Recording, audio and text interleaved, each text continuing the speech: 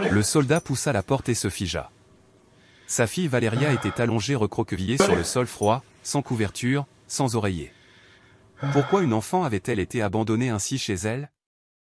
Et lorsqu'il découvrirait le coupable, il lui faudrait toute son énergie pour contenir sa compassion. Cliquez. Le bruit du loquet était aussi doux qu'une excuse. La main de Ricardo s'attarda sur le verrou en bois longtemps après l'ouverture de la porte. Comme s'il ne savait pas s'il devait entrer dans l'endroit qu'il appelait autrefois chez lui. Le paquet d'ananas séché dans sa main se froissa légèrement alors qu'il le serrait par instinct. Devant lui, le petit porche exposait des pots de fleurs séchées, le sol craquelé, une chaise en bois affaissée contre le mur, ne pouvant plus supporter son propre poids. Le mur de gauche était taché. La peinture jaune et marron était décolorée sous une couche de poussière. Sur le sol du couloir, des traces de pas de boue sèche menaient aux marches basses menant à la maison. À l'intérieur, l'obscurité n'était pas profonde, mais plutôt comme une couche de cendre, comme si le chagrin s'était installé sur chaque objet, les rendant à la fois visibles et insupportablement tristes. La porte n'a pas grincé. Au lieu de cela, une odeur d'humidité le frappa dans la poitrine, une odeur aigre de vieux ciment, d'espace sans présence humaine. Mélangée à quelque chose d'encore plus ancien et de plus calme.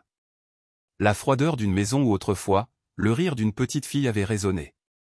Il n'a pas élevé la voix. Il a juste prononcé un seul mot si doucement qu'il a à peine atteint les murs. Valeria. Un faible bruit répondit, le frottement du tissu sur le sol, un souffle interrompu. Ricardo entra et, juste au moment où ses yeux s'habituaient à l'obscurité, une petite silhouette apparut près du mur de gauche. Valeria était allongée sur le côté, les cheveux emmêlés, la poussière collée à ses joues. Les mains serrées sur son ventre. Son vieux chemisier lui remontait jusqu'au nombril. Ses jambes serrées sous elle comme si elle essayait de préserver un peu de chaleur d'un rêve qu'elle ne pouvait pas terminer. Ricardo s'agenouilla et toucha doucement son poignet. Sa peau était glacée. Son pouls faible comme un fil. Il la souleva dans ses bras, la serrant contre sa poitrine et posant sa petite tête sur son épaule.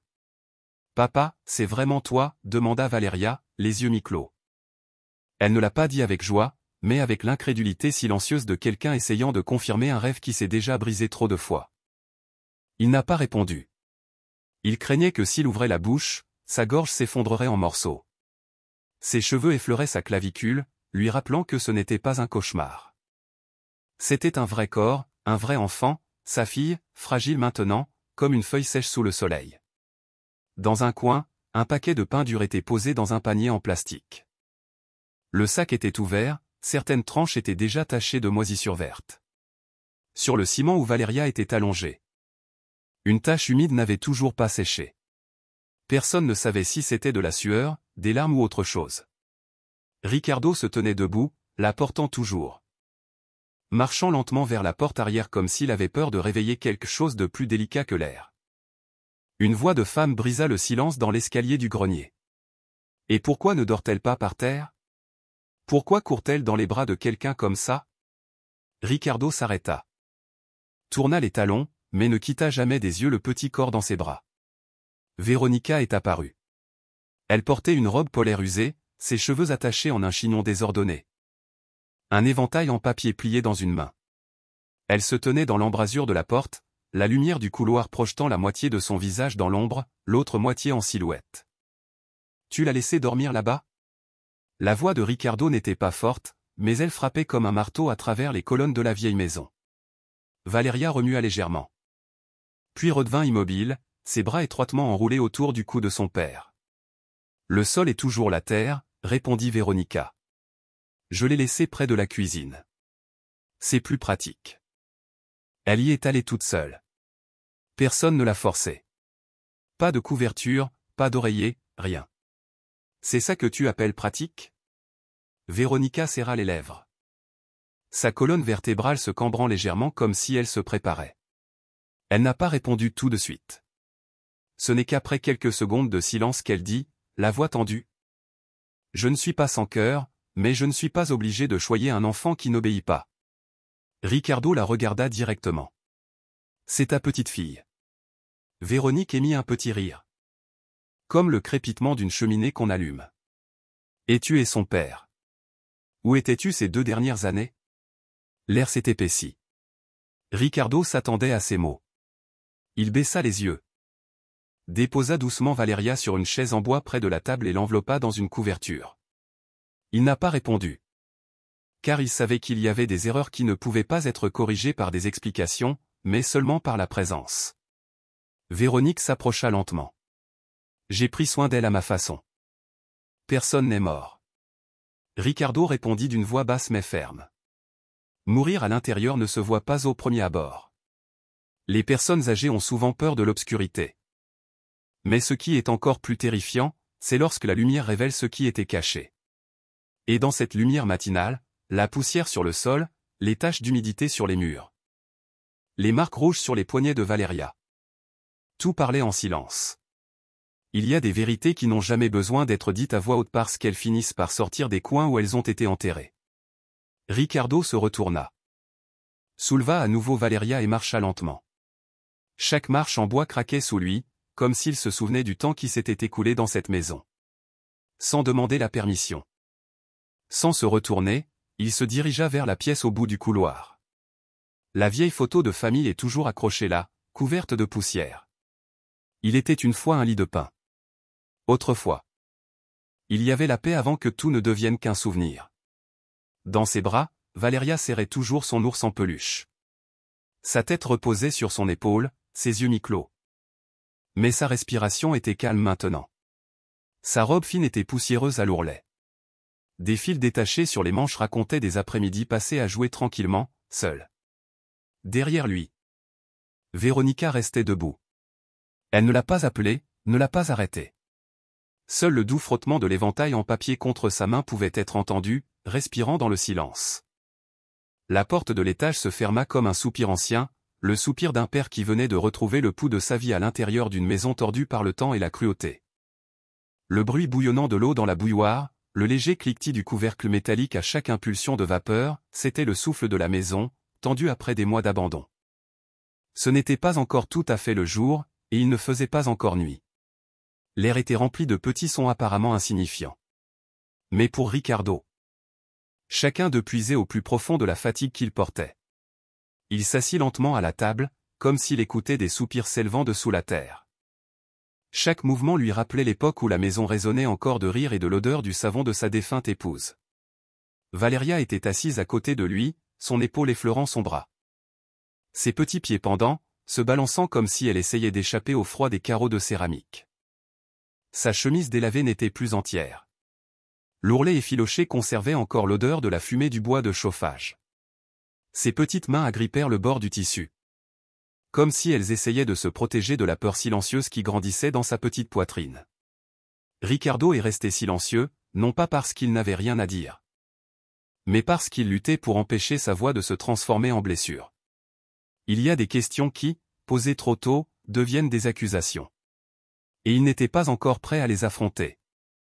Surtout pas de la part de la femme avant lui, sa belle-mère, celle qui avait pris soin de sa fille pendant 2 ans après le décès de sa femme. J'ai besoin que tu m'expliques pourquoi Valeria dormait sur le sol de la cuisine. Sa voix était basse mais ferme. Il ne l'a pas soulevée, ni ne s'est précipité. Une question qui semblait simple. Mais dans cette atmosphère lourde, elle coupait comme une lame à travers un tissu tendu.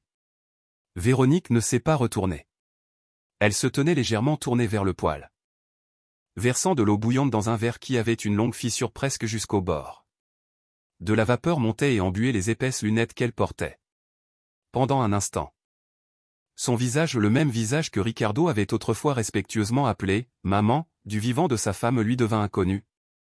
Comme si un seul nuage de vapeur suffisait à effacer tous les liens qui les avaient autrefois unis. « La fille pleure toute la nuit », murmura-t-elle. « Elle ne me laisse pas dormir ? Et tu t'en vas on ne sait où.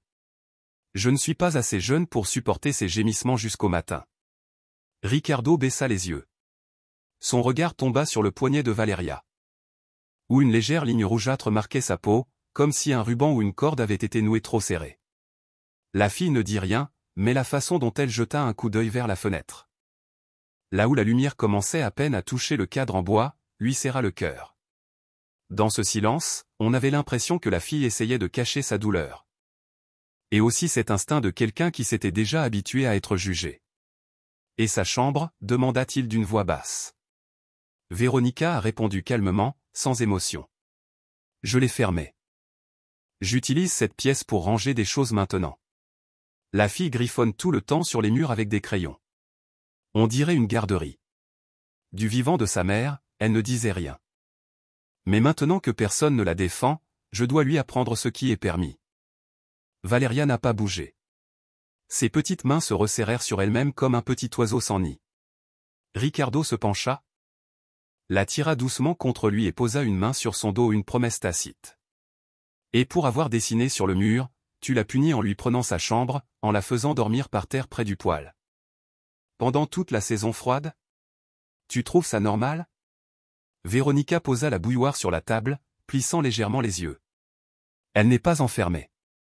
Elle mange, elle a de l'eau, du pain. Il y a des gens qui n'ont même pas de toit. Ne me fais pas pitié pour m'apprendre à être quelqu'un. Ricardo ne la regarda pas. Il garda les yeux fixés sur Valeria, regardant sa tête tomber. Sa joue effleurant le bord de la table. La douce lumière tombait sur ses cheveux emmêlés, révélant une petite égratignure juste derrière son oreille. Lui as-tu déjà demandé si elle avait froid? Si elle avait faim? As-tu déjà lu ce qu'elle écrit?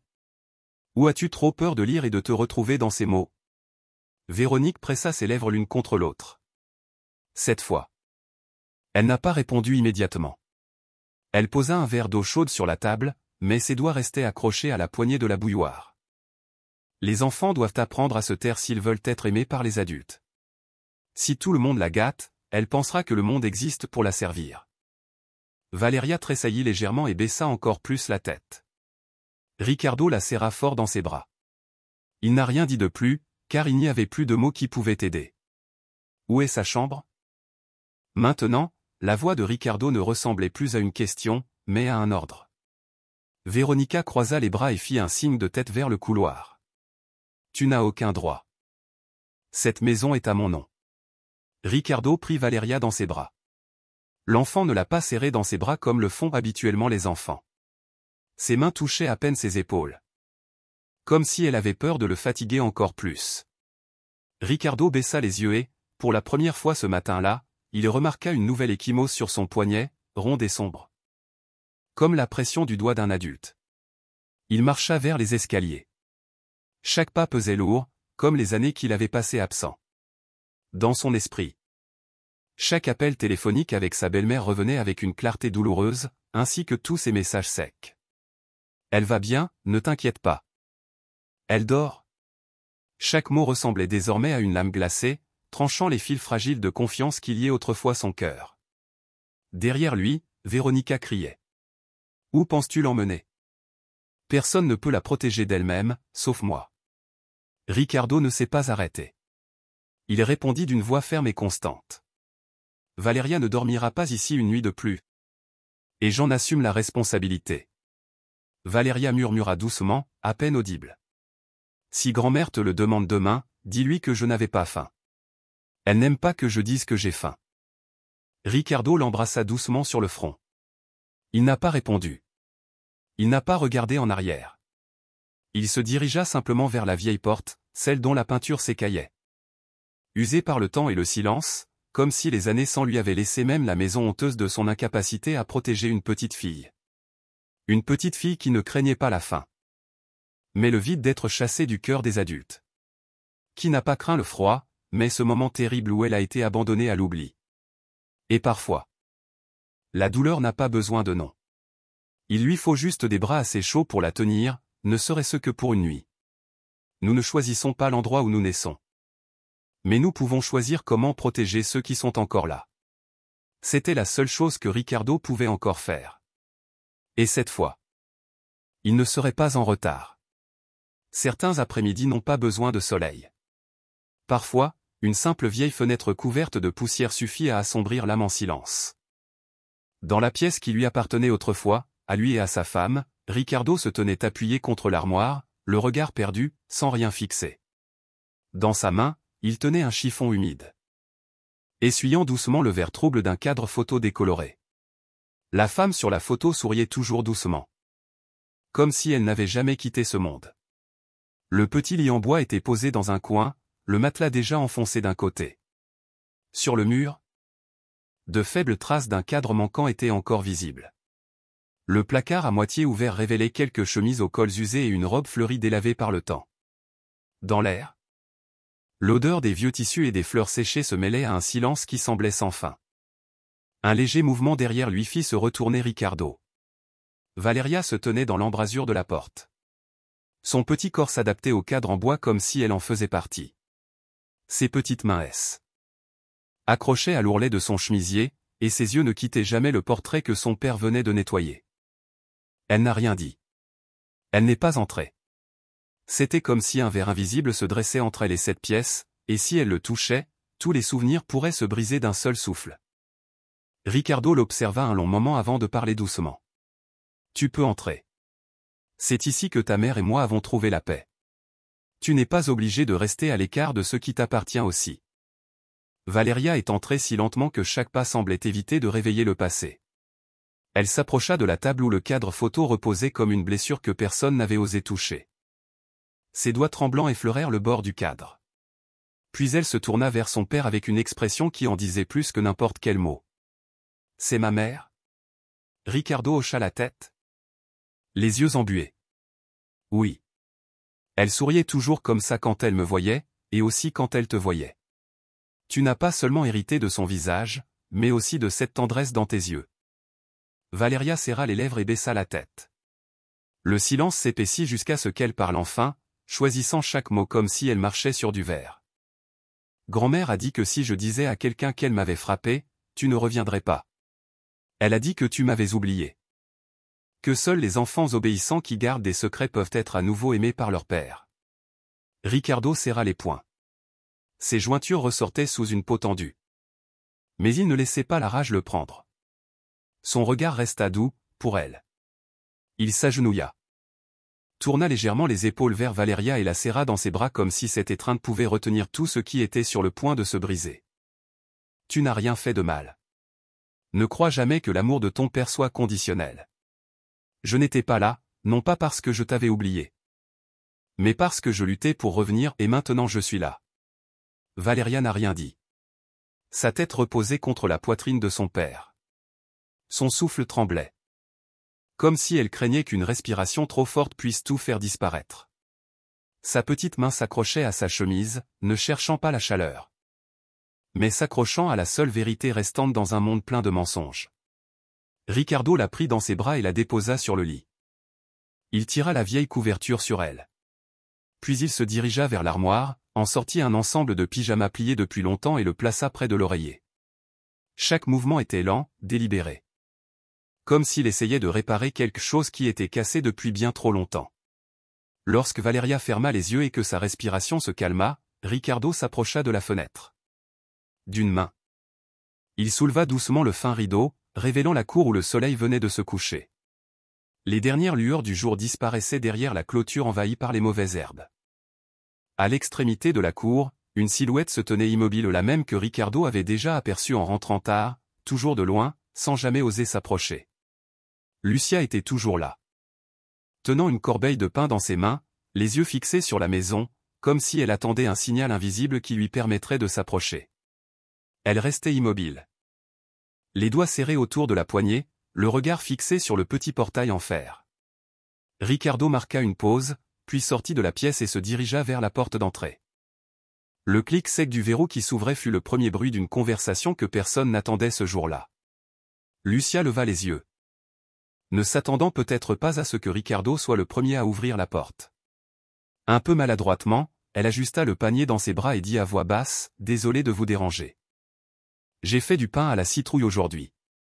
Je me souviens que Valeria l'aimait beaucoup. » Ricardo prit le panier et jeta un coup d'œil à l'intérieur. Chaque tranche était enveloppée dans un linge de coton propre, encore chaud.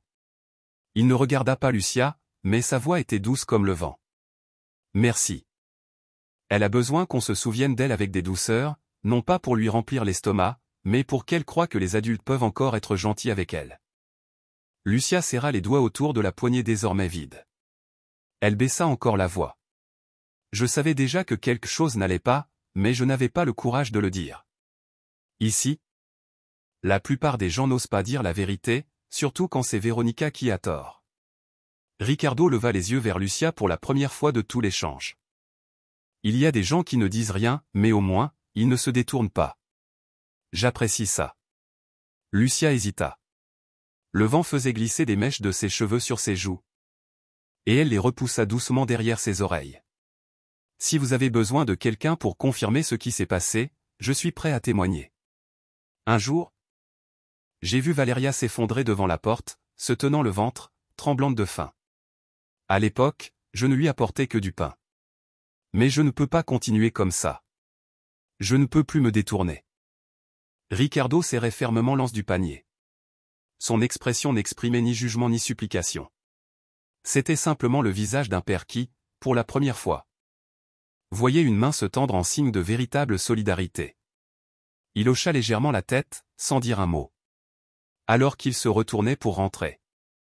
Sa main trouva instinctivement celle de Valeria où elle se tenait silencieusement derrière l'encadrement de la porte. Sa petite main commença à chauffer dans la sienne. Il ne la serra pas. Ne la tira pas, il la serra juste assez pour qu'elle sache que cette fois, personne d'autre ne partirait. Certains enfants n'ont pas besoin de promesses ni d'un avenir radieux. Ils ont juste besoin d'un regard qui ne les abandonne pas, d'une main qui reste. Lors d'un après-midi ordinaire. Il suffit qu'une personne prenne véritablement leur parti pour que la confiance renaisse là où elle était autrefois niée. La petite fille était allongée sur le côté, serrant fermement le bord de son oreiller, comme si elle craignait de respirer trop fort. Dans la pièce silencieuse. Le seul bruit était le léger frottement des chaussures de Ricardo sur le sol en mosaïque. Il ne réveilla pas Valeria. Il poussa simplement la vieille porte en bois restée entr'ouverte. Dans le couloir. Son regard se posa sur la veste pendue de travers sur le porte-manteau. Il toucha doucement le tissu, comme pour demander à sa défunte épouse quelle serait la prochaine étape. Personne n'apprend à un père comment récupérer la garde de sa fille alors qu'elle respire encore, mais son cœur a déjà appris la résignation. Ricardo caressa doucement la couverture de son vieux carnet en cuir, le glissa dans la poche intérieure de sa veste et se dirigea vers la porte. Il n'avait pas besoin de promesses. Il n'avait besoin d'être rassuré, car il savait déjà que le plus cruel était de laisser un enfant apprendre à vivre sans son père. Au bureau des services sociaux de Zacatlan, les pas de Ricardo résonnaient avec une lourdeur constante dans le vieux couloir carrelé. Non pas qu'il ne ressentait aucune pression, mais simplement qu'il avait appris à comprendre le rythme de ces lieux où le destin d'une personne pouvait être scellé d'un simple saut. Chaque tuile sous ses pieds semblait porter les échos de ceux qui étaient autrefois entrés avec espoir et repartis en silence. Ricardo ne regarda pas autour de lui. Toute son attention était fixée sur une seule chose, une seule réponse qui pouvait sauver l'enfance de sa fille ou la condamner à jamais. Derrière le comptoir de la réception était assise une femme d'âge moyen, le dos si droit qu'il semblait porté par une foi profonde dans les procédures bureaucratiques. Ses cheveux lisses étaient tirés en arrière, et la monture argentée de ses lunettes reflétait la pâle lumière fluorescente au-dessus de sa tête.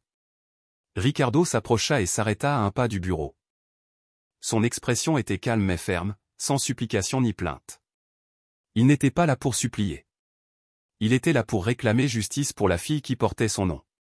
Bonjour. Je dois entamer une procédure concernant la garde d'un mineur.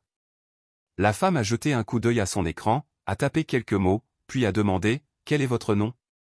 Ricardo Mendoza. Ma fille s'appelle Valeria Mendoza Ramirez. Ses doigts glissèrent doucement sur le clavier, puis elle fronça légèrement les sourcils. Un bref silence s'écoula avant qu'elle ne prenne la parole. D'après les registres, la tutrice légale actuelle est Madame Véronica Sala, autorisée par la mère biologique de l'enfant votre ex-femme avant son décès. Ricardo ne parut pas surpris. Mais il resserra la sangle de son sac à dos et répondit clairement. Je suis son père biologique. Je n'ai jamais abandonné ma fille. La femme hocha la tête sans montrer aucune émotion. Nous ne disons pas que vous l'avez abandonnée. Mais la réalité est que depuis près de 2 ans, vous n'avez reçu aucune nouvelle. Le système fonctionne sur la base de documents officiels. Et dans tous les dossiers actuels, vous n'êtes pas mentionné comme tuteur légal de l'enfant. Ricardo baissa les yeux, ouvrit son sac à dos et en sortit un vieux carnet en cuir marron. Ses bords étaient usés et la couverture portait les marques d'innombrables ouvertures par de petites mains. Il feuilleta les pages comme s'il revisitait de vieilles cicatrices jusqu'à ce qu'il s'arrête sur une page où une phrase était écrite à l'encre violette inclinée, légèrement maculée. Comme si elle était écrite dans l'obscurité. sans un mot de plus, il posa doucement le carnet sur le bureau, le tournant de manière à ce que les mots lui fassent face. La page disait « Jour 52 ».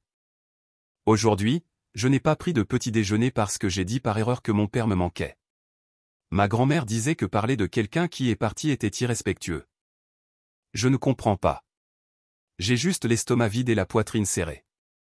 Rebecca Aldana, dont le nom était gravé sur son badge, lisait la page à voix basse.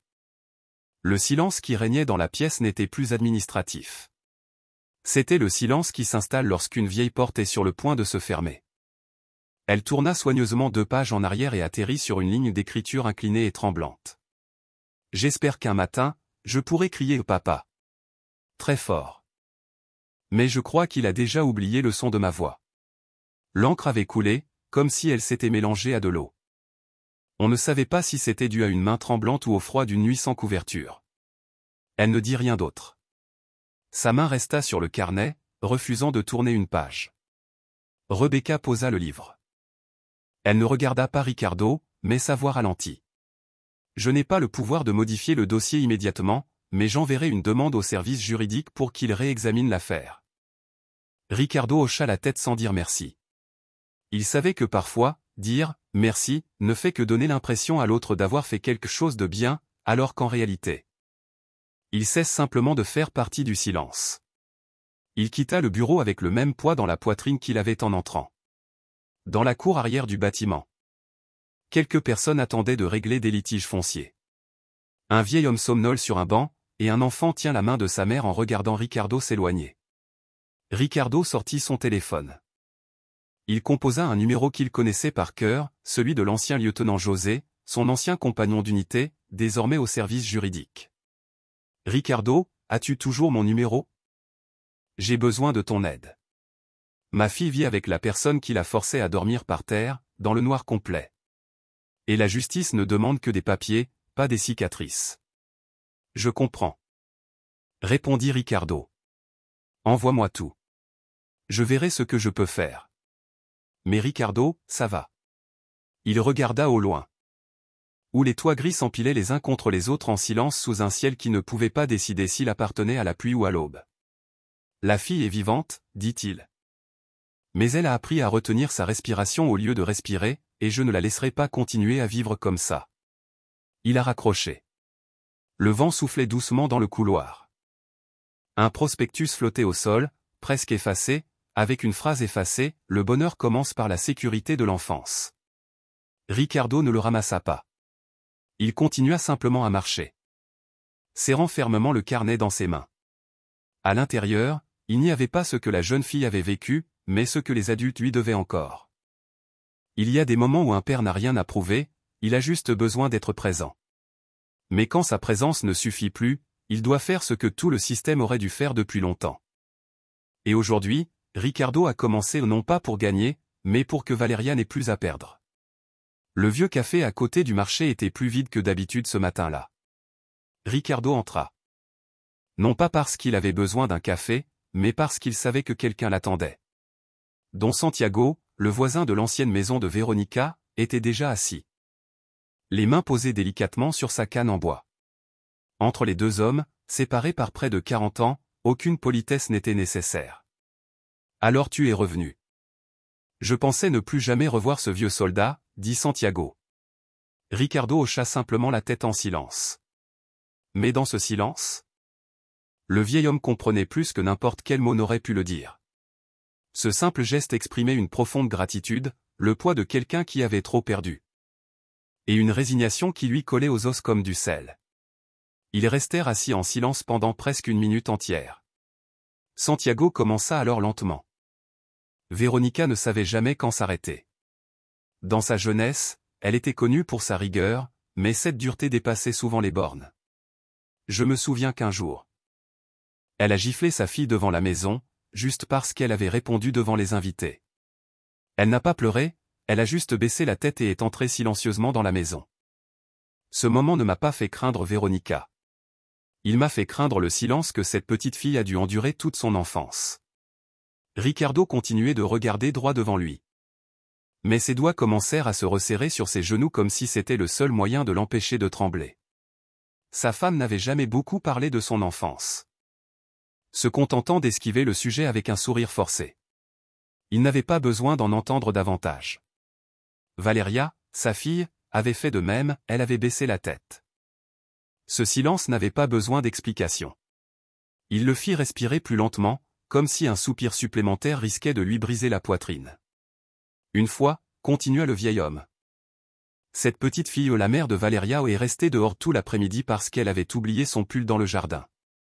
J'ai voulu intervenir, mais ma femme m'en a empêché. Elle m'a dit: c'est leur affaire de famille. Ne t'en mêle pas. C'était peut-être la première fois que je choisissais le silence, et c'est aussi celle que je regrette le plus. Ricardo se leva et inclina respectueusement la tête. Merci de ne pas être resté silencieux cette fois-ci. La deuxième maison qu'il visita était celle de Doña Lupe. Cette femme âgée vivait avec 2 chats et était la voisine de Véronica depuis plus de 30 ans. Assise sur une chaise en osier, un bras cassé, elle cueillait des épinards pour le déjeuner. Tu es le mari de Natalia, n'est-ce pas, demanda-t-elle. La fille au sourire facile, aux cheveux toujours en bataille, elle venait à mon stand de nouilles pour demander plus d'eau limonadée. Chaque fois qu'elle venait, j'avais l'impression que le soleil se levait, mais ce soleil ne durait jamais longtemps. Ricardo était assis sur le pas de la porte. Valeria n'a jamais vraiment su qui était sa mère, dit-il. Elle ne la connaissait qu'à travers des photos. Il sourit, mais sa gorge brûlait. Madame? Si vous vous souvenez de quoi que ce soit concernant la mère de ma fille, ne le gardez pas pour vous. Doña Lupe mit le panier de côté, resta assise tranquillement un moment, puis commença. Natalia avait un chat nommé Tomate. Véronica menaçait de le jeter dans le puits juste parce qu'il griffait le sol. La petite fille la supplia de ne pas le faire. Mais ils l'emmenèrent et l'enfermèrent dans le débarras toute la journée. Je n'entendis que des coups discrets à ma porte, puis des sanglots discrets. Mais personne n'y alla. Tout le monde avait peur de cette femme. Quand la fille s'est mariée, j'ai poussé un soupir de soulagement. Je pensais qu'elle s'était enfin échappée. Mais je n'aurais jamais imaginé cela. Ricardo hocha la tête, les yeux fixés sur les cheveux argentés de la vieille femme tremblant dans la brise. Il y a des douleurs qui n'ont pas besoin de crier pour être entendues. Il suffit de les nommer une fois pour que la mémoire puisse enfin reposer quelque part. La dernière personne que Ricardo alla voir fut Doña Sara, la gouvernante qui avait travaillé chez Véronica. Elle l'accueillit à la porte sans rien demander, se contentant de dire: je savais que ce jour viendrait. Entrez. Assise dans la petite cuisine qui sentait les feuilles de laurier et la vieille huile, elle commença à parler sans qu'on ait besoin qu'on lui demande. J'ai quitté cette maison après seulement 3 semaines. Et durant ces 3 semaines, j'ai vu plus de choses que je n'en avais jamais vues en tant que domestique. Un jour, Valeria, à peine âgée de 3 ans, a renversé une boîte de lait en poudre. Véronica n'a pas crié. Elle a juste apporté un seau de glace et a obligé la fillette à y tremper les mains. Personne ne l'a arrêtée. Car personne ne l'a vue. Ricardo serra les poings si fort que ses ongles laissèrent des marques sur sa peau. Quelqu'un m'a dit un jour que Véronica avait perdu son premier enfant. Peut-être que cette douleur l'a bouleversée. Je ne sais pas. Mais je sais une chose, votre fille n'a pas apporté en elle ce que Véronica n'a jamais appris à pardonner. Il se leva sans la remercier, sans lui dire au revoir. Mais Doña Sara ne s'en offusqua pas. Elle cria clairement derrière elle.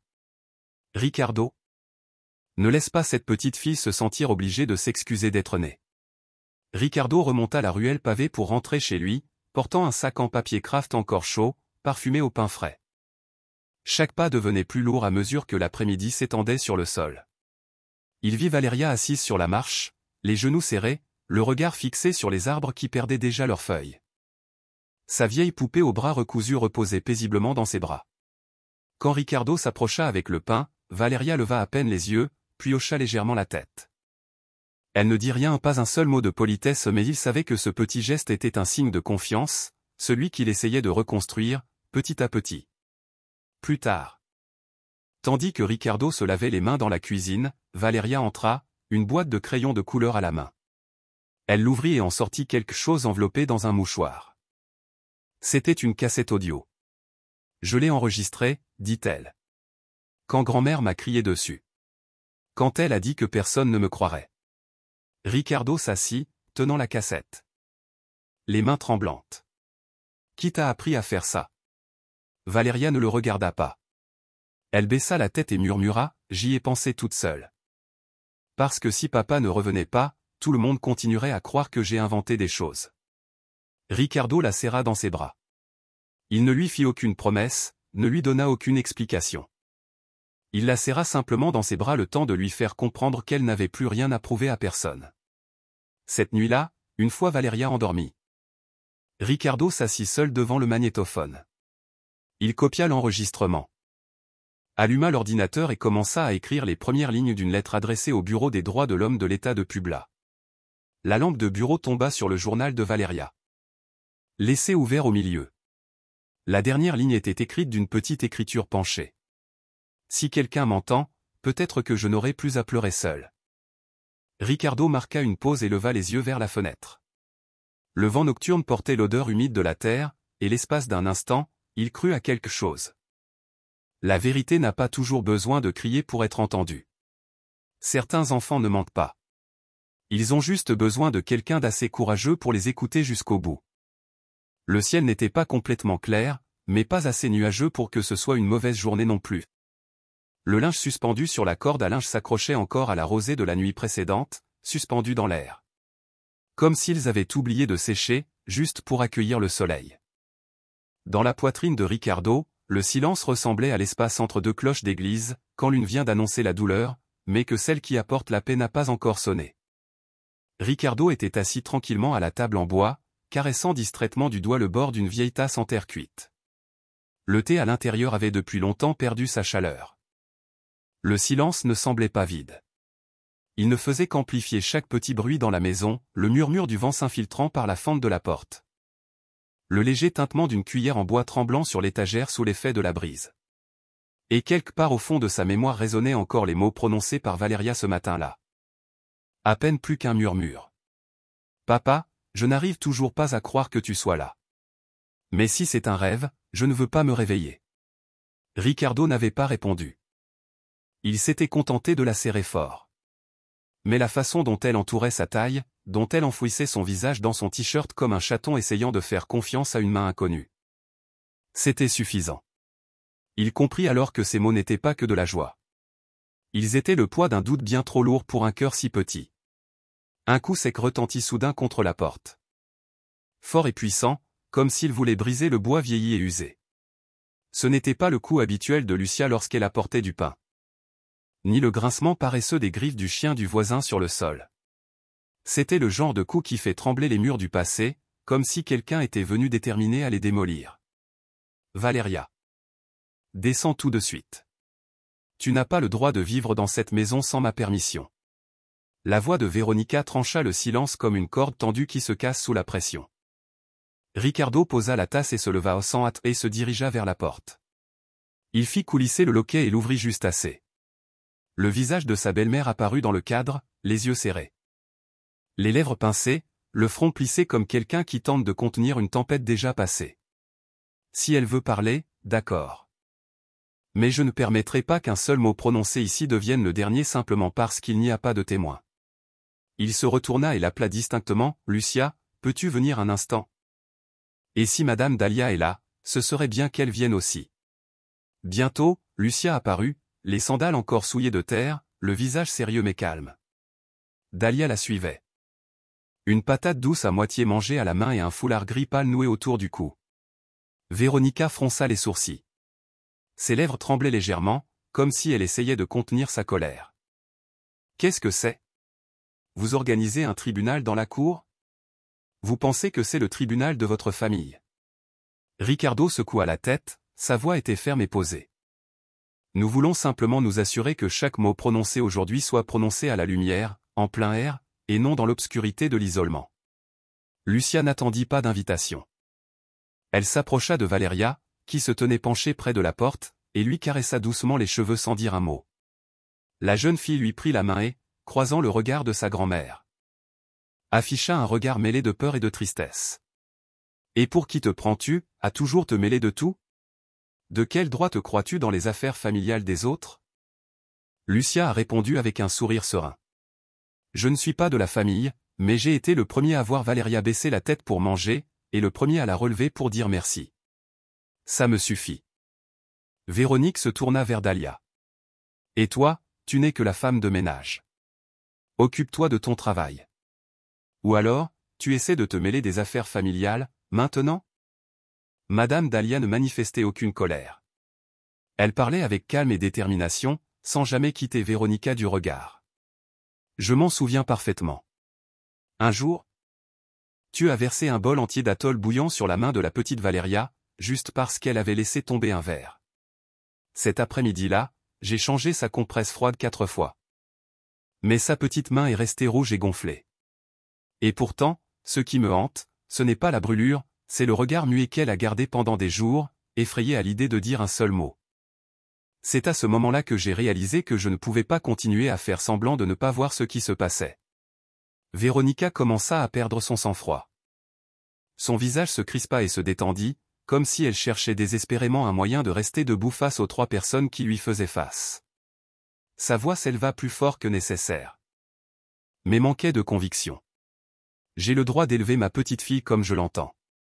Si elle se comporte mal, je dois la corriger. Ricardo s'avança. Sa voix était claire, mais pas trop élevée. Corriger ne signifie pas humilier. Cela ne signifie pas enfermer quelqu'un, le forcer à manger en silence ou à dormir sur un sol en ciment. Personne n'a le droit de qualifier d'éducation la destruction d'un enfant. Lucia ajouta fermement, certaines personnes vieillissent sans jamais comprendre que l'amour ne naît pas de la peur. Valéria fit un pas en avant. Sa main tremblait, mais son regard restait fixé sur sa grand-mère. Ricardo s'agenouilla à côté d'elle pour être à sa hauteur et posa une main douce sur son épaule. Je suis là et je le serai toujours. Tu n'as plus à baisser les yeux devant qui que ce soit. Il y a des gens qui osent affronter leur propre reflet. Et d'autres préfèrent se couvrir le miroir d'un linge et ils appellent cela la paix. Véronica ne répondit pas. Elle se retourna. Ses pas résonnèrent sur le sol comme des sabots de bois, marquant le rythme d'une défaite silencieuse. Personne ne l'arrêta. Personne ne cria après elle. Seul le vent accompagna cet instant et le doux murmure de Valéria à Lucia. Je ne l'appellerai plus ma famille. Lucia la serra dans ses bras, caressant ses cheveux emmêlés. Sa voix était basse, mais ferme. N'appelez famille que ceux que votre cœur reconnaît en paix. Personne ne peut vous forcer à accepter quelqu'un qui ne vous a jamais vraiment appartenu. Ricardo regarda la silhouette de Véronica disparaître dans la rue étroite. Il n'éprouvait ni soulagement ni colère. Il savait que certaines personnes n'avaient pas besoin d'être punies, car la vie elle-même se charge de leur rendre ce qu'elles ont semé. Dans son esprit, la voix du père qu'il avait élevé résonnait. On ne brise pas les miroirs à cause de ce qu'ils reflètent. On les recouvre seulement pour ne pas se voir. Mais chaque tissu finit par s'user avec le temps. Et la vérité, ne disparaît jamais. Si vous retirez votre plainte, la jeune fille recevra une bourse plus importante qu'elle n'aurait jamais pu l'imaginer. Nous voulons tout ce qu'il y a de mieux, n'est-ce pas? Ricardo ne bougea pas. Il resta immobile jusqu'à ce que l'autre main se retire lentement d'elle-même. Puis il marcha droit vers la porte sans se retourner. Cet après-midi-là, Valéria se rendit seule dans sa chambre avec son sac à dos. Elle n'attendit pas que Ricardo l'appelle. Pendant le dîner, elle ne dit pas un mot. Lucia demanda doucement. Comment s'est passée l'école aujourd'hui, mon amour? Valéria posa ses baguettes sur le bol. Au bout de quelques secondes, elle dit doucement, une camarade m'a dit que je n'avais pas de mère. Une autre a dit que j'avais inventé l'histoire des coups pour que les gens me chouchoutent. Ricardo resta silencieux. Lucia tendit la main vers Valéria. Tu n'as pas besoin d'expliquer quoi que ce soit si tu ne le souhaites pas. Mais si jamais tu décides de le faire, on pourrait inviter toute la ville et leur permettre de voir de leurs propres yeux. Valéria leva les yeux, incertaine. Ils écouteront. Pas tout le monde, mais certains ne pourront plus continuer à faire semblant de ne pas entendre une fois la vérité devant eux. Lucia a suggéré d'organiser une lecture communautaire dans la cour de Ricardo. On appelle ça une lecture, mais en réalité, c'est pour que ces pages ne restent plus pliées. Pour que quelqu'un puisse lire à voix haute ce qu'elle a écrit. Ce qu'elle pensait devoir cacher pour continuer. Cette nuit-là, après que Valéria se fut endormie, Ricardo et Lucia étaient assis dans le salon. Sur la table se trouvait le journal de Valeria. Personne ne l'ouvrit. Ricardo alluma une petite bougie et la plaça au centre de la table. La flamme atteignit à peine le visage encore incertain de Lucia. « Je ne suis pas sûr que ce soit la bonne chose à faire, » dit Ricardo doucement, sans regarder personne en particulier. « On ne fait pas ce qu'il faut pour être applaudi. On le fait pour ne pas le regretter plus tard. » Pour la première fois depuis son retour à la maison, Ricardo hocha la tête. Il ne voulait pas organiser un procès public. Il voulait juste que les gens entendent sa fille une fois. Sans interruption. Sans soupir ni rire entre les deux. Le lendemain. Ils ont commencé à faire du porte-à-porte, à frapper doucement et à inviter sans explication, sans pression. Ils ont simplement distribué une note manuscrite qui disait « Vous êtes invités à lire une page qui n'aurait jamais dû être pliée. » Les gens regardaient Ricardo. Certains hochaient la tête, d'autres pinçaient les lèvres sans parler. Quelques-uns refusaient catégoriquement l'invitation. Mais personne ne déchirait le papier. Cela a suffi pour que l'espoir se glisse à travers une fissure. Samedi soir. La cour devant la maison de Ricardo comportait 3 rangées de bancs en bois et une table basse au centre. Valeria portait une robe marron que Lucia avait cousue à partir d'une vieille chemise. Elle tenait son journal intime dans ses mains, toujours fermé. Ricardo se tenait derrière elle, la main posée sur son épaule. Lucia était assise au premier rang entre 2 femmes âgées et un garçon qui avait joué avec Valeria à la maternelle. Valeria fit un pas en avant. Sa voix était douce, mais assurée. « Je vais lire un extrait de mon journal. Je ne fais pas ça pour que les gens aient pitié de moi. Je veux juste tenir une promesse que je me suis faite, ne pas oublier ce qui s'est déjà passé. » Personne ne l'a interrompu. Personne n'a détourné le regard. Lorsque Valeria a atteint la dernière ligne, Ricardo a vu une femme âgée essuyer ses lunettes, puis ses yeux. L'air cette nuit-là était calme, mais pas lourd. On aurait dit ce profond soupir qu'on pousse après l'avoir retenu trop longtemps. À la fin du chapitre, Ricardo ouvrit le placard. Prit le carnet de Valeria et le déposa délicatement sur l'étagère centrale du salon. Il ne le lut pas, mais le laissa ouvert, exactement à la page pliée. Pas besoin de micro. Pas besoin d'élever la voix. Juste assez de silence pour qu'un petit cœur puisse enfin s'entendre. La voix de Valeria flottait encore dans ce petit patio aux carreaux usés, où chaque pierre semblait absorber le son, retenant tout ce que les adultes auraient dû entendre depuis longtemps. La fille ne pleurait pas. Ni précipitamment, ni avec urgence. Elle lisait simplement. Mot par mot, morceau par morceau, comme si c'était le dernier moyen qui lui restait pour recoudre le trou dans sa poitrine. Ricardo était assis au fond. Personne ne le regardait. Et c'était peut-être mieux ainsi. Il n'avait pas besoin d'applaudissements ni de regards reconnaissants.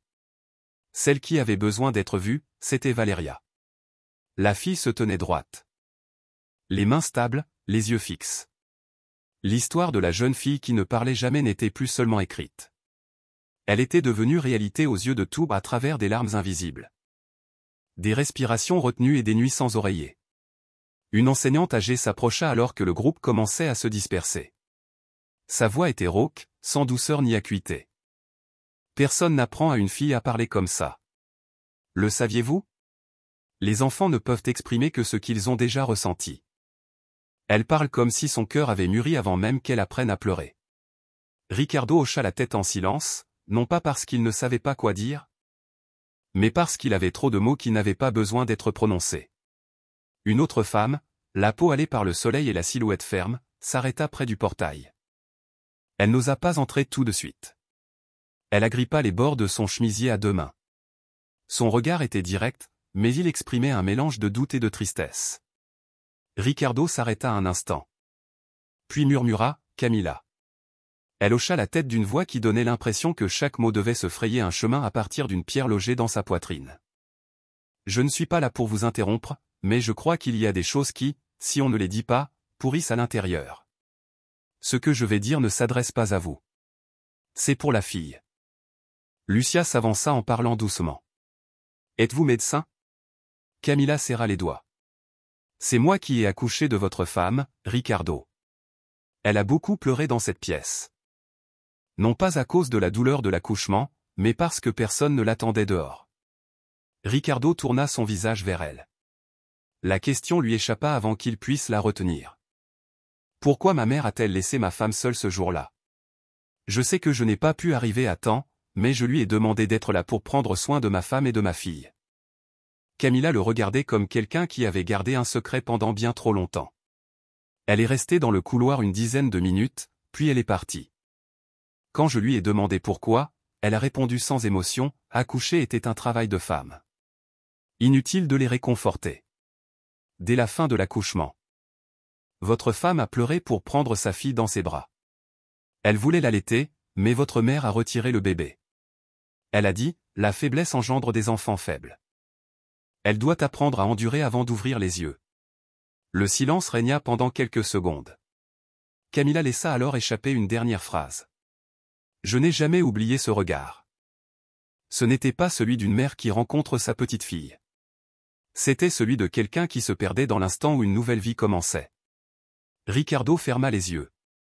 Donc, tout cela a commencé avant même que je le sache. Camilla partit sans attendre ni gratitude ni reconnaissance.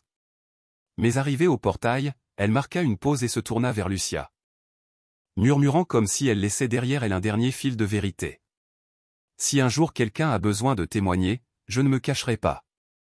Valeria se recroquevilla dans un coin du vieux banc en bois, son chemisier effleurant le sol, comme si elle aussi cherchait à se faire plus petite dans un espace aussi vaste. Ses cheveux emmêlés lui couvraient les yeux, mais ses fines épaules ne tremblaient plus comme avant. Quand tout le monde fut parti, Ricardo s'approcha d'elle en silence. Il se pencha lentement et l'entoura de ses bras. Valeria ne leva pas la tête et ne posa pas de questions. Elle posa simplement son front sur sa poitrine, silencieusement. Comme si elle avait enfin retrouvé le battement de cœur qu'elle avait perdu et qu'elle attendait depuis des années. Lucia frappa doucement avant d'entrer avec un mouchoir fin à la main. Je voulais l'accrocher plus tôt, mais avec tout ce qui se passe, j'ai oublié.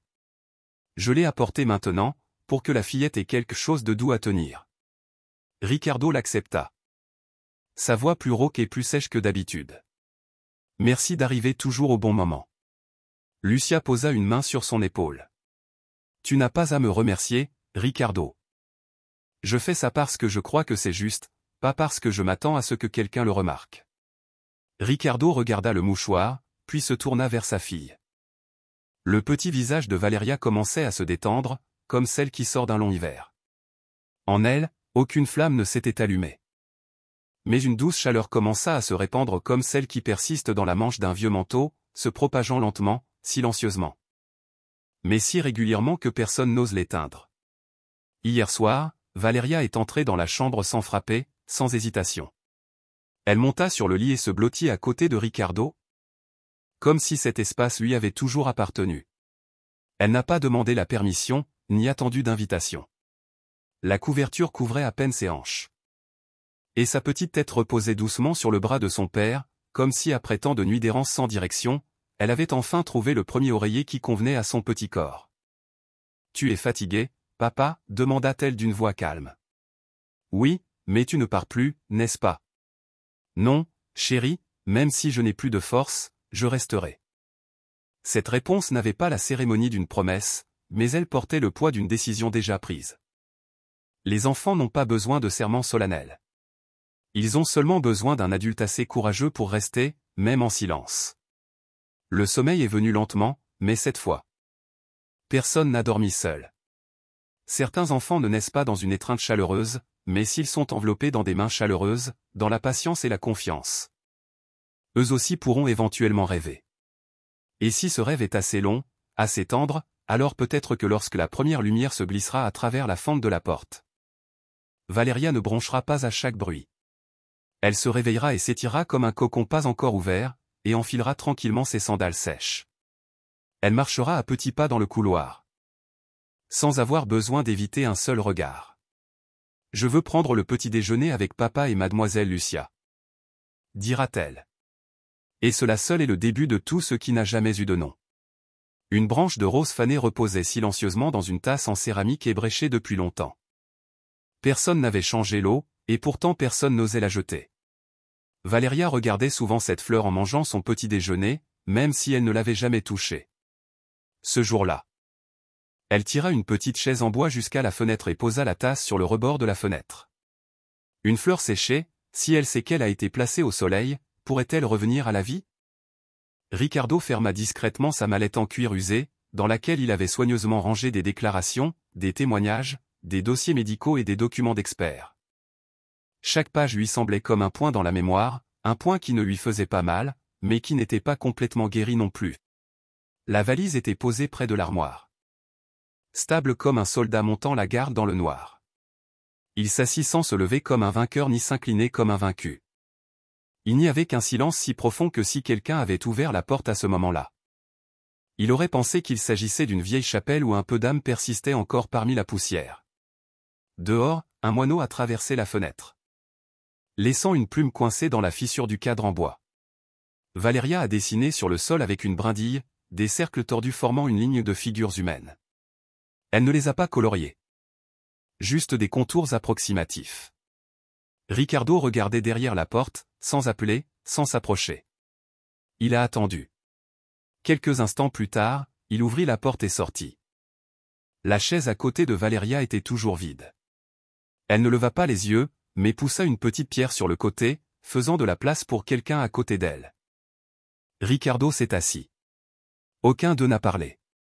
Une rafale de vent glissa à travers les boutons de sa chemise, lui caressant le dos, mais ce n'était pas désagréable. C'était le genre de sang-froid qu'il avait oublié pendant ses années dans l'armée. Je le sais déjà, papa. Tu n'es pas obligé de le dire, murmura Valéria, toujours en train de dessiner. Grand-mère ne pourra plus jamais me revoir, n'est-ce pas? Ricardo hocha la tête très lentement, puis parla d'une voix plus douce que le vent. Oui.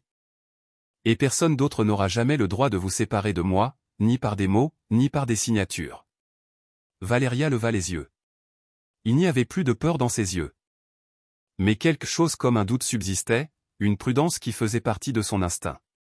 Papa, si un jour on me laissait choisir une autre maman, est-ce que tu me laisserais faire? Ricardo se pencha en arrière et regarda le ciel. Ce jour-là, le ciel n'était pas bleu, mais de la couleur d'un tissu lavé trop de fois. Il n'a pas répondu tout de suite. N'a pas retourné la question. Il a simplement dit, tu peux choisir qui tu veux, tant que cette personne ne te fait jamais peur. Et si cette personne s'est écoutée, alors je n'interviendrai pas. Valéria serra ses lèvres l'une contre l'autre, serra fermement ses genoux, puis la lâcha. Ses yeux se posèrent sur le sol où persistaient encore les vestiges d'une ligne de craie floue par le temps. Sa voix était basse mais ferme. Je veux que mademoiselle Lucia soit ma mère, parce qu'elle ne me force pas à faire attention juste pour m'aimer. Elle me serre dans ses bras même quand personne ne regarde. Elle prend soin de toi sans demander ce qui s'est passé. Ricardo sourit, mais au coin de ses yeux, quelque chose jaillit comme une vieille cicatrice qui se rouvre. Il baissa la tête, sa poitrine se soulevant et s'abaissant doucement, comme si ces mots avaient touché la partie la plus douce de son âme. Sa voix était profonde et honnête, comme s'il se parlait à lui-même. Alors attendons ensemble la réponse de mademoiselle Lucia, d'accord? Valéria laissa tomber la brindille, s'essuya les mains sur sa robe et baissa les yeux en pensant pendant un moment. Puis elle releva la tête, regarda son père droit dans les yeux et dit d'une voix ferme mais douce, si elle dit oui, demain je l'appellerai Mama Lucia. Je ne changerai pas d'avis. Quoi qu'il arrive. Une semaine plus tard. La maison du coin a commencé à se transformer. Le vieux mur gris a été recouvert de peinture jaune pâle. Les pots de pétunia suspendus sur le porche semblaient avoir été doucement caressés pour les réveiller.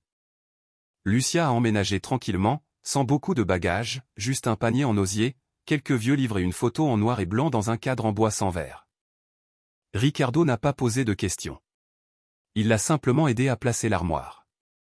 Valéria se tenait à l'entrée avec un plan dessiné à la main de la maison, guidant soigneusement les peintres à travers chaque détail, comme si l'endroit était son petit musée personnel. Personne n'a mentionné les mariages. Personne n'a parlé de robe blanche. Ils ont simplement reconstruit une maison ensemble, sans cloche, sans cérémonie. Lors de leur première soirée ensemble. Ils ont mangé de la soupe à la citrouille et des œufs à la vapeur pour le dîner, le plat préféré de Valéria. Il n'y avait pas de gâteau, pas de musique, pas d'invités. Juste 3 personnes et 3 paires de baguettes. Valéria se servit une deuxième portion sans un mot, mais elle tendit la main vers Lucia. Lucia la prit sans poser de questions. Sans refuser. Ricardo les regarda, puis se leva pour faire la vaisselle. Le bruit de l'eau qui coulait sur les assiettes s'arrêta à peine lorsqu'il entendit des pas doux derrière lui. Ricardo est resté immobile. Valeria se tenait dans l'embrasure de la porte de la cuisine, petite et silencieuse, comme un petit nuage dérivant dans un après-midi paisible. Ses cheveux étaient attachés d'un côté, quelques mèches tombant sur son front. Dans ses bras, elle serrait sa vieille poupée à l'oreille déchirée. Comme si la lâcher allait la faire disparaître à jamais. « Maman Lucia, je l'ai déjà dit. Je ne changerai pas. » Lucia posa le bol, s'approcha et serra l'enfant dans ses bras. Elle ne dit rien. Mais posa sa main sur la tête de Valeria comme si elle avait attendu longtemps pour le faire. Une caresse très lente et douce, remplie de tout le poids d'une profonde acceptation. Ricardo se tenait là. Le savon toujours sur ses épaules, regardant par la fenêtre vers le pot de rose séché. La branche était toujours sans vie, mais maintenant, elle était au soleil. Personne ne savait si elle refleurirait. Mais au moins, ce n'était plus dans le noir. La vie n'a pas toujours besoin de bruit. Parfois, il suffit d'un nom prononcé avec le cœur. Ou de quelqu'un qui prend la place qu'il était censé occuper, pour que tout recommence. Les adultes se concentrent souvent sur l'objectif. Mais les enfants? Ils se souviennent de celui qui leur a tenu la main dans la partie la plus difficile de la route. Valeria n'avait pas besoin d'un mariage ni d'un certificat. Elle voulait seulement un dîner ou quelqu'un. Lui servirait un bol de plus, et une main assez douce pour lui toucher la tête au moment exact où elle en avait besoin, sans dire un seul mot. Personne n'a regardé directement Véronica alors qu'elle marchait dans le couloir du palais de justice. Son bras tremblant serrait un vieux sac à main, et ses yeux bougeaient discrètement. Comme s'il cherchait une excuse pour ne pas lever la tête. Le bruit de ses talons résonnait rythmiquement contre les murs ébréchés. Mais cela ne suffisait pas à couvrir le silence qui grandissait à l'intérieur de ceux qui la regardaient de loin. Il n'y avait pas de murmure, pas de regard de pitié. Une seule chose s'accrochait à son dos. Silence. Ricardo se tenait immobile au bout du couloir, une main posée doucement sur l'épaule de Valeria. Comme s'il essayait de placer un souffle d'air sur ce petit dos fragile. Il n'a pas serré la main. Mais cela a suffi à sa fille pour savoir qu'elle n'était pas seule dans cet endroit où les adultes évitaient si souvent de se regarder dans les yeux. Valeria n'a pas baissé la tête ni regardé autour d'elle. Elle gardait les yeux fixés vers l'avant, vers la pièce où le procès venait de se terminer. Où les mots avaient clos un chapitre qu'elle ne souhaitait plus jamais nommer. Ses yeux ne contenaient ni larmes. Ni fureur. Seulement un espace de silence où aucun enfant ne devrait jamais avoir à grandir. La phrase a été lue d'une voix calme. 24 mois de prison avec sursis. Avec surveillance communautaire et interdiction de contact avec des mineurs pendant 5 ans. Véronique n'a rien dit. Elle resta simplement immobile. Puis tourna son corps et descendit les marches du palais de justice avec une démarche qui n'était plus aussi ferme qu'auparavant. En passant devant Ricardo. Elle s'arrêta un instant. Il n'y a eu aucune excuse, aucun regard de remords.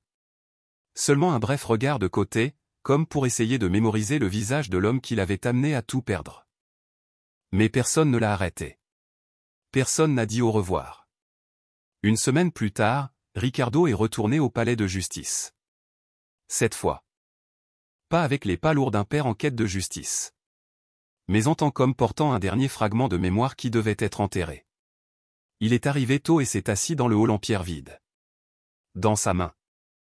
Il tenait une feuille blanche pliée, sans nom, sans enveloppe.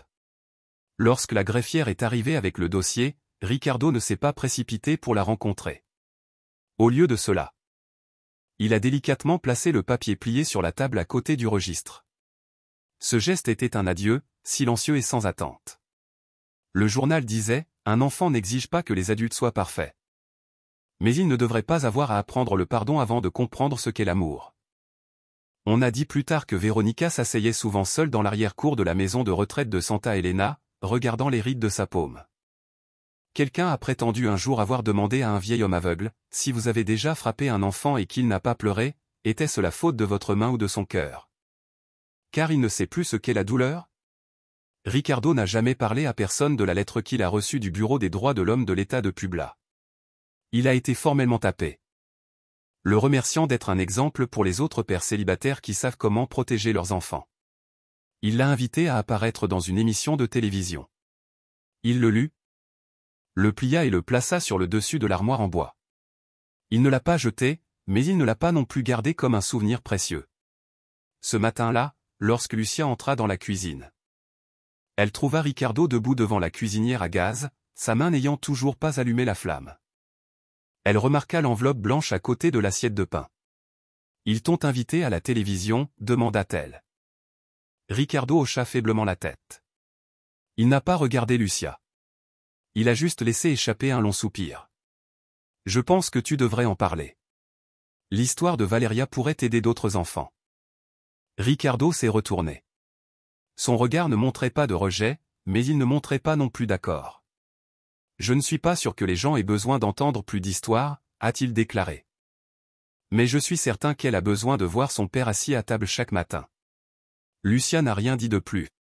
Elle versa un verre de lait chaud et le posa doucement sur la table. Dans cette petite cuisine, parfois le silence est le seul moyen de protéger quelque chose qui est déjà brisé, quelque chose qu'aucun de n'ose nommer. Valeria est rentrée de l'école plus tôt que d'habitude. Son sac à dos pendait d'une épaule, sa chemise froissée, ses cheveux attachés sur le côté comme toujours. Mais ses yeux étaient différents. Elle n'a pas couru dans la cuisine ni crié le nom de Lucia comme elle le faisait avant. Elle se dirigea droit vers Ricardo, qui essuyait la table. Et lui tendit un morceau de papier plié. « Lis-le quand il n'y a personne, papa. » Ricardo n'a rien dit. Il prit simplement le papier et le glissa dans la poche de sa chemise. Il n'a posé aucune question et Valeria n'a donné aucune explication. Elle effleura simplement son coude contre le sien, comme pour lui rappeler une promesse silencieuse. Cette nuit-là, alors que Lucia dormait et que Valeria se reposait paisiblement, Ricardo était assis seul à la table à manger. Il sortit le papier, le déplia lentement. Il n'y avait qu'une seule ligne. Écrite d'une écriture légèrement inclinée, avec une tache floue causée soit par la sueur, soit peut-être par une larme. Désolé d'avoir cru grand-mère quand elle disait que tu ne reviendrais jamais. Ricardo a plié le papier avec beaucoup de soin. Il ne l'a pas mis dans le tiroir. Pas dans son portefeuille non plus. Il le plaça entre deux vieux livres, cachés dans un coin de l'étagère. Comme pour se rappeler que certaines excuses n'ont pas besoin de réponse. Il suffit de les préserver comme témoins de l'amour qui demeure encore. Il entra dans la chambre de Valeria. Ajusta la couverture qui avait glissé de ses épaules. La fille dormait sur le côté, sa main tenant doucement un coin de l'oreiller. Ses lèvres étaient fermées. Mais elle ne tremblait plus comme elle l'avait fait lors de ses premières nuits. Ricardo s'assit à côté d'elle. Il caressa ses cheveux en bataille avec tendresse. Dehors. Le vent a commencé à souffler. La corde à linge se balançait doucement. Les vieilles sandales de Valeria y étaient encore accrochées, les mêmes qu'elle portait le jour du retour de Ricardo. Une des sangles était cassée, et Lucia l'avait recousue avec du fil rouge, mais personne ne les avait encore retirées. Ricardo se tenait devant les sandales, observant le lent balancement des cordes mues par le vent. Il croisa les bras avec une âme calme. Ce n'est que lorsqu'une rafale plus forte fit presque tomber la sandale gauche qu'il s'avança et la rattrapa avec sa main. Comme quelqu'un qui sauve un souvenir qui était sur le point de lui glisser entre les doigts. Sa main toucha la sangle usée. Rugueux. Comme s'il avait embrassé le sol trop de fois. Le froid du tissu humide s'infiltrait dans sa peau. Mais sa main contenait une douce chaleur, comme un murmure qui n'avait pas besoin d'être prononcé. Tu es à la maison maintenant. Il n'y avait pas d'image claire dans son esprit. Seulement une pensée profonde et constante. Nous ne pouvons pas choisir comment nous naissons. Mais nous pouvons choisir. Hier comment nous nous relevons du sol le plus froid. Et s'il y a assez d'amour, ses petits pieds n'auront plus jamais à dormir sur le sol. Il lâcha la sandale, laissant le vent continuer sa tâche inachevée. Mais cette fois, il ne s'est pas détourné ni reculé. Il se tenait là comme un père veillant sur les plus petites choses de sa vie. Pour qu'elles ne soient plus perdues. Il y a des douleurs qui n'ont pas besoin de crier. Ils vivent tranquillement sous le sol, parmi la poussière froide et les petits pieds nus. Mais ce même silence, lorsqu'il est touché par le cœur d'un père, devient le début d'une autre vie. L'histoire de Ricardo et Valeria n'est pas un conte de fées. C'est la réalité. Une réalité où le mal se cache parfois sous le toit de la maison. Et là où la bonté doit être mal comprise plusieurs fois. Avant d'être reconnue pour ce qu'elle est vraiment. Ceux qui causent du tort devront en subir les conséquences. Mais ce qui nous fait croire à la beauté du monde. C'est la façon dont un père silencieux choisit de rester, choisit de pardonner, choisit d'aimer. Non pas avec des mots, mais avec sa présence quotidienne. Et toi? Avez-vous déjà rencontré quelqu'un comme Ricardo, qui, sans dire grand-chose, vous a fait croire que l'amour peut tout changer? Selon vous? De quoi un enfant a-t-il besoin pour se relever du sol le plus froid? Avez-vous déjà pardonné à quelqu'un? Non pas parce qu'il le méritait, mais parce que vous ne vouliez pas porter le poids du ressentiment? Et maintenant tu vas bien. Si vous êtes fatigué, n'oubliez pas qu'il y a toujours une place qui vous attend. Où chaque histoire racontée ici est comme un petit parapluie sous lequel vous pouvez vous abéir. IT. Merci d'avoir pris le temps d'écouter. Si cette histoire a touché votre cœur, laissez un commentaire. Dis bonjour. Ou écrivez simplement « Je suis toujours là ». Parce que parfois, ce petit geste signifie tout pour ceux d'entre nous qui racontent ces histoires. M.